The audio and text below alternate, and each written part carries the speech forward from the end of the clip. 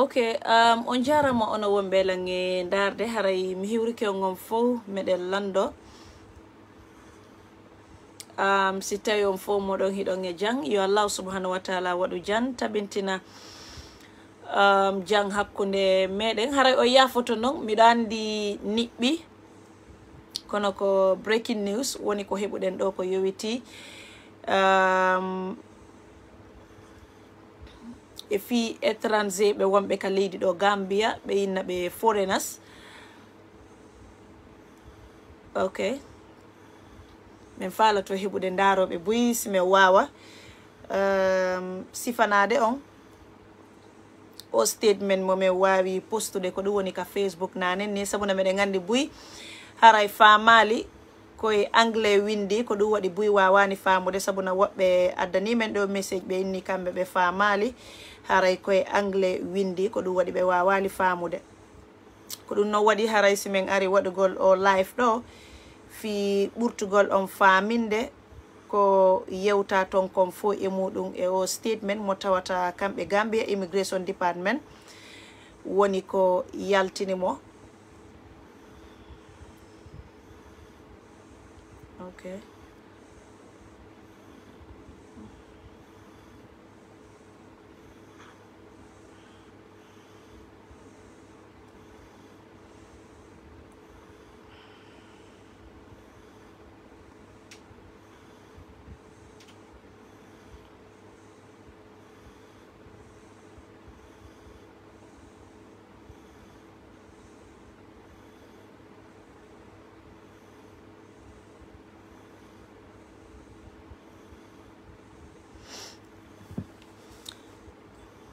Okay, haray ko o statement woni ko iwri ka Gambia Immigration Department haray statement on ko to woni ko iwi sabuna ko inde mabɓe woni ko windi ka kaydiri ton. Okay.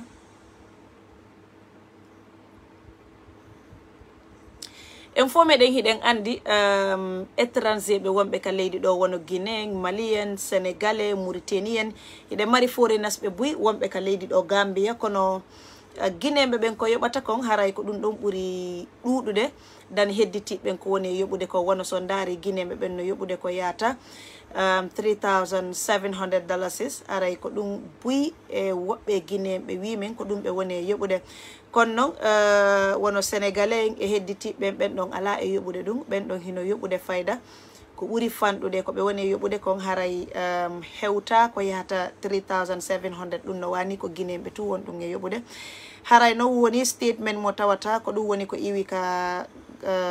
Gambia Immigration Department e ley Office of Commissioner of Operations no ɓe yewtiri ɗo noon haray e ley konngol kamɓe Gambia Immigration Department ɓe inni Nigeria the Republic Federal of Nigeria kañumma e Guinea Conakry haray ɓen ɗon on joni ɓe yoɓay ko ɗum woni permit ko yata $750 woni ko ɓe yoɓata resident a permit ka leydi ɗo a Gambia ɗum noon 750 ɗum haray ko $750 $750 joni woni ko Guinéɓe ɓen kañumma e Nigerian ɓe wonɓe ka leydi ɗo Gambia woni ko yoɓata haray kumpite ɗen meɗen hendi ɗum ka Gambia Immigration Department e winduɓe ɓen noon ko kamɓe woni Office of Commissioner Operations e ley konngol Gambia Immigration Department haray non joni ko men ɓuri falede fi andugol ko si happu mum on si tawi woni ko hitande ka ko lebbi 6 ka ko lebbi 3 ka ko lewru ka ko honno haray ɗum ɗon fo e muɗum kadi janggo si Allahu lanɗon jaɓi men ɗaɓɓitay kadi men lando kamɓe immigration department happu muɗum on si tawi woni ko hitande ma ko lebbi 6 ma ko lebbi ko ɗum woni 3 kono noon ko ɓe windi ɗo kon ɓe inni haray ma Federal Republic of Nigeria kanyuma e Republic of Guinea Conakry haray ma residents permit maɓɓe ka leydi ɗo Gambia joni ɓe yoɓay ko yahata $750 ko ɗum woni $750 woni ko ɓe yoɓata haray noon kadi hiɗon andi si tawi woni ko ɓe windi ɗo kon ma ko ɓe yewti ɗo kon ko non woni ko ɓe waɗirta ma haray ɗum ɗon on ko fixe haray enen kadi hiɗen mari ko wiyen ko ɗum woni étranger ɓe wonɓe ka leydi ɗo ko ɗum woni guinéɓe ɓen haray ko yo wakkilo yoɓon ko ɗum woni pamit sabuna si yehi ha ɗuytama joni ɗuytama kadi no ɗuytira noon kadi haray en fo na ɗum sikkuɗen ma nani kadi sikkirɗen kono ari no faalira ɗen noon e ko ɓurɗen faalede kon kadi haray ko men wawi wiwde guinéɓe ɓen hedditiɓɓen fof koyeɓe wakkilo ɓe yoɓa ko ɗum woni pamit maɓɓe on ɓay Allah waɗi joni yaari no faalira ɗen noon yaari no ɓurɗen faalirade noon ɓay joni nawigol ko wulure guluji ɗiɗi e nder guluji 3 e temeɗɗe 9 joni ko temeɗɗe 9 ko temeɗɗe 9 e capanɗe 5 dalasi temeɗɗe 9 e capanɗe 5 dalasi hino wani guluji 3 ɗin fof wonama ko itta haray ko ɗum woni ko ɓe windi ɗo meɗen torade noon guinéɓe ɓen mi yiiɗa yiwde noon hande kadi goɗɗo no ukkeɗo e nder pick-up no jindine fi $750 si tawi tu woni haray ko hitande on woni ko on tigui on yoɓata sabuna ɗum ɗon kadi ko mamen lando men anda ko laaɓe mum o yi hari miɗo ɗani hayso yi guite an ɗen tun on anday hari miɗo ɗani ma mi hendi information on kisan sabuna ɗum ɗo ko hunde nde men wonno e cippirde gibi law ko hunde nde men wonno e wadde fight gibi law kono hiɗo gandi piiji gono ton gonga ko wiyete kom si tawi woni hiɗa haɓɓude wono sifa ɗum ɗo haray ko ma waɗa ley yewtida e yewtide teɓɓen yiiɗa e yiide teɓɓen wona kadi haray secret hara wona e ley sabuna e yii ko neɓa tun woodi vidéo mo tawata vidéo ka rewɓe fulɓe guinéɓe nanga ɓe rewɓe ɗon haray ko honto woni ko ɓe nanga birkama hiɓe bambi boboɓe maɓɓe soka ɗum noon e nder kaso haray on vidéo ɗon kadi min wawno ɗum sakutude aduna on fo yi on vidéo ɗon fo yii kadi rewɓe ɓe tawata jogiiɓe boboɓe min soko en no nanga soka ɓe e nder kaso haray en fo e yiiɗa ɗum en fo kadi na ɗum tori ɗen Allah noon waɗi en fo ko falɗen kon e ko ɓurɗen faalede kon haray ari Allah waɗi jaabinani en ko ɗum woni duwaji men ɗi battani ko muññiɗen kon ɗi duuɓi ɗo fof haray en fo en catike hen fo cende ɗen fo en fo en waɗi fight sabuno ɗon andi wono min on Mariam haray ɗum ɗon miɗo wawi wiide ko hunde nde andanta kokomi wonno e cippirde te kadi kokomi wone kadi e cippirde hani ka wonɗo kono siko sago am komi wiyata sa Guinée yoɓata kono ɓayɗon andi kala wonɗo e leydi étranger hay min hande simi yeehi Guinée ko ma mi yoɓa ko wiyete kon pamit sabuna mi ari fi wonugol ton ko ma mi yoɓa fi mi wawa heɓude kam mi wona ma no mi wonira e onon wonɓe kadi ka kawte men ma ka leyɗe janane onon kadi hiɗon andi no wonirɗon ton ko ma yoɓon ko wiyete kon pamit kono Allah waɗi haray guinéɓe ɓen ko woni e yoɓude ɗo kon Gambia ko ɗum ɓuuri ɗuɗude hedditiɓɓen ko woni e yoɓude kon haray o yi kaɗɗe balɗe ɗo vidéo mo tawata ko o woni ko yaltina ka leydi ɗo Gambia ma vidéo mo fo yii aduna fo yi on vidéo musidɓe meɗen fulɓe pullo hino nanga kañumma es boboɓe maɓɓe no soka e nder kaso fi pamit haray ɗum ɗon no muusi kono gonga ko wiyete kon haray ko muññiɗo fooli en fo en muññike en fo en rewi reweteɗen fo en waɗi ko duwa waɗede kon haray alhamdulillah arti kadi no faalira ɗen noon sabuna ko ɗum ɗon ɓurɗen faalede haray $750 noon kadi komi tori guinéɓe ɓe yandi koyeɓe yoɓu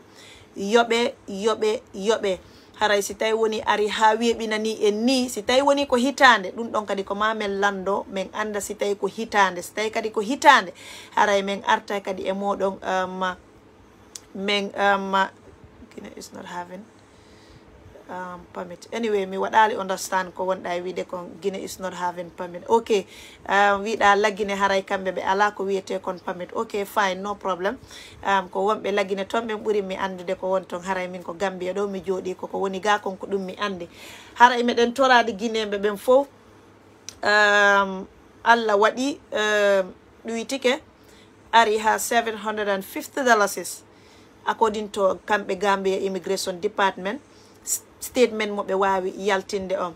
haray meden tori Guinea be yandi si tay woni dum do ko hitande jango kadi men arta e modon do men sifano on haysi men wada live kono men winda men inna immigration inni $750 yon haray ko fi hitandem fo non woto goddo aru bittina on fi hitande yehe yobon kisan jango yehe yobon $750 ko yobayno don guluji ko yobayno don guluji tati e temedde jeedidi guluji tati e temedde jeedidi ari ha joni woni ma temedde jeedi e $50 mi sikki ko ha don haray ko yobon pamit mongo mo woto jabu hande kadi goddo bittina on ayobali hibe jindina on kasare wada on e pick up ji fi honnun bay o yobani pamit haray meden tori kala Guinean jo kala étranger jo wondo ka leydi do Gambia haray on foko yo wakkilo yo yoban ko dum woni pamit mongol $750 ko wontun ko be windali do stay woni ko hitande esina esiko honnun kono don on kadi haray fo e mudum kadi men humpitay on jango si Allahu lan on jabi haray Nigeria kanyuma e Guinea Conakry woni ko duitana $750 haray men meden andini ni Guinea be no welti alhamdulillah haray en fo e de welti en fo ko dun do falno den en fo ko dun do falno den ko du wadi wobbe be noddeno lambe inna lam Maryam menen ko men woni yobude kon no satti no seri men na hi munyetum o ngandi piji gono ton ina arugol nyande o kadi no wulla e Facebook accane me wadire ni no wodi ka rewete e ka yahete haray ben don si tahida jejindirde mabbe piji buy a yaltata wowla dum ka social media haray alhamdulillah en foko burden faalede kon haray dum do wawi wadde en daray goto e musiddo meden be tawata kambe kadi haray be weltino moƴƴa gibi be nani ko dum woni o statement kambe kadi hibe tawano e wonno be cippirde fi o pamit yo waw accude ka leydi do Guinea ben ko woni tampi ko be wonano e tampinede kon fi yo dum don accu duite ka leydi do be musiddo meden wietebe Mamadou Diallo Mamadou o yafoto non Mamadou me ngandi ni sabuna hay min hari mi do dani kono statement on arutu minni do on en fo haray ko wonno den cippirde kon alhamdulillah yari no falira den non Mamadou haray nibbi non kono men okkayo minitaji 5 waawon yewtude ko dum woni e musidangal onon kadi gibi humpiti don dum do me ngandi woni welo sabuna tuma kala onon kadi ma e yewtay fi mudum on hidon tawa onon kadi e wonbe cippirde dum don ley ton fi be musibbe meden wona be tampinede ko yowiti fi o alliance fi o accuka leydi do Gambia en fo meden non ko faala den e ko burden faalede haray si tay woni el landama ko e wiw haray Guinea woto yobu ko dum woni alliance sabuna fo ko e ley ECOWAS woni kono e yii ko be yobayno ko yahata $3,700 sabuna e onon on medino lan do nuddudo wiido la Maryam hakkunde ngi Allah musibbe mem en no tampinede minni wallahi hibe tampinede moƴƴa non kono gonga ko wiete kon haray ko munyal tum ma en fo waden golle den ko dum woni ley sabuna no wodi wobbe kadi si tay woni hida yewtude mabbe fi ballal sifa dum do haray ina tuma yewtuda mabbe tum ara ka social media mi yewtidi e kaari be ni be wadire ni mi yewtidi e kaari minni be wadire ni kono alhamdulillah en fo faale men gon hande yaari no faalira den non alhamdulillah Mamadou gibi humpiti don dum do hande ko honnum e welo wondu don te non kadi bay men wadi read statement non ɓe windali toon si tawi ko hitande mana hitande ko ɗum waɗi haray meɗen andi kadi janggo min waway darde kadi anda si tawi woni ko hitande nden fof e sina hitande nden fof kono mi sikki tun ko hitande nden fof. Well, Kwadadi Wataw, Madame Diallo, mi salminima wima assalamu alaikum wa rahmatullahi ta'ala wa barakatuh. Wa alaikum salam. Mi salmini kalankade ma kade mandanda hore ma hida gollida e mum. Ala mandanda hore ma ko feƴƴinayɗo kadi kibar e nder leydi ndin ɗo e leyɗele ɗen fof e hara hiɗon jarna hiɗon weltana hiɗon duwana waɗi kon taw hikki ɗon Mariama fewndo ɗo mi wawat amin yewtere ha hakke komi welti e waɗadi kon taw mi jarni yeesojo leydi on His Excellency Président Adama Barrow mi jarni His Excellency Président Adama Barrow mi torike ɓe duwaw mi duwanike ɓe e hikki ɗon haray kala kade mandanɗa hoore ma wonɗo e wadde ley e dow fii ɗum ɗo yo ɗuyto ɗuytano musidal ngal haray ɓe fof maɓɓe kadi ɓe jarnama e Mariama emi yihi ndi ɗo kaydiri ko adi adi kon taw ndi kaydiri e heɓini 2 weeks miɗo andi piiji ɓuyfi mum e kono no wirɗa ni haray programme ɗiɗin golle ɗen hari hino jokka ley fo wolotako ko social media haray dañiɗo fi mum ɓen e wiɓen no gasa hino andi piiji ɗin haray kamɓe ɓe weltanama mi weltanike ɓe ñande ari kadi inde maɓɓe yewte wokkate mi nodday haray noon ɓe weltanama ɓe duwanama ɓe jarnama yeesojo leydi on duwanama jarnama weltanama hiɗen andi ɗum ɗo wawi wonde wo wawi ɗuytade wo woni ko kanko yeesojo leydi on His Excellency Président Adama Barrow haray ɓe jarnama ɓe weltanama duwanama hikki ɗon kadi haray fahin ley konko wiɗa ko modiɓe min yewtide téléphone ley ɓe fi o programme ɗo mbi ɗum ɗo kadi waɗi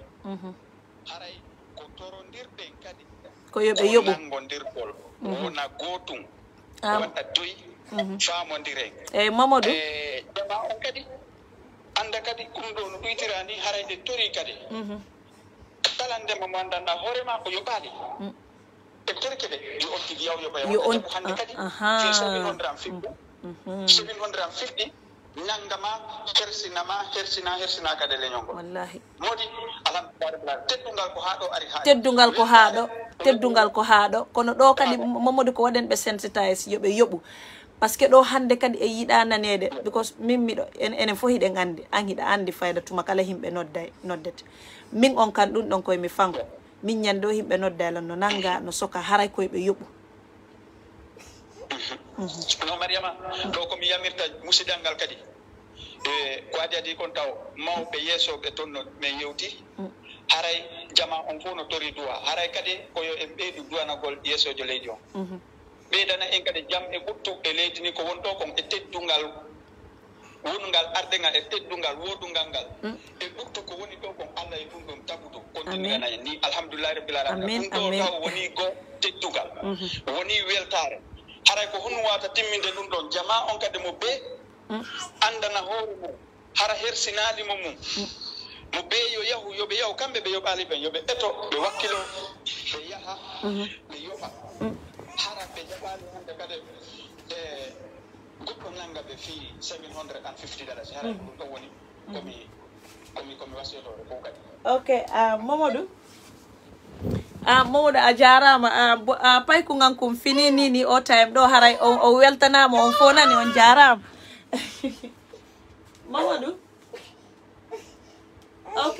haray a jarama Mamadou a jarama buy hara miɗo inna jamo yoɓe yaafo seeɗa mi lela ɗo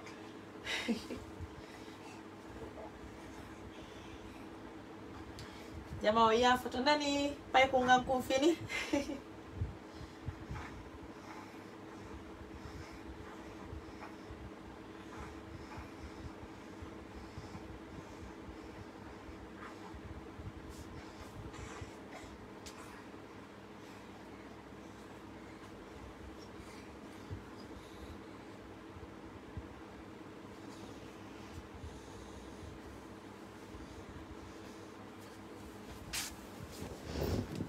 ok haray o yaafoto ko